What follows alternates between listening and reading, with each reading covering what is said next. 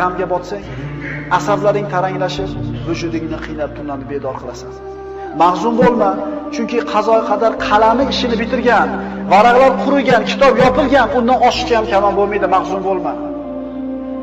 Mahzun bo'lma. Qo'lingdan ketgan narsaga g'am chekma. Bittasi ketgan bo'lsa, hali qo'lingda juda ko'p Alloh taoloning ne'matlari bor. Axir Alloh aytmaydimi? Agar Allohning ne'matlarini sanasangizlar, sanoqqa yeta olmaysizlar. Bitta ko'zing o'yilgan bo'lsa, ikkinchisi turibdi. Ikkala ko'zing ketgan bo'lsa, quloqing, oyog'ing turibdi. Bitta ne'matdan mahrum bo'lgan bo'lsang, hali juda ko'p ne'mat bor. Mahzun bo'lma. Hasadgo'y, botil ahillarning tanqidlariga parvo qilma. Chunki ularning so'zlariga sabr qilishda senga ajr mukofot bor. Seni tanqid qilishlari seni qadringni belgilaydi. Axir odamlar o'lik itga so'z otmaylar-ku. Doim istig'forda bo'l. Chunki Parvardigoring tavbalarni qabul qilguvchidir. Alloh aytadi istig'for etgan bandalarga: Parvardigoringiz Allohdan mag'firat so'ranglar.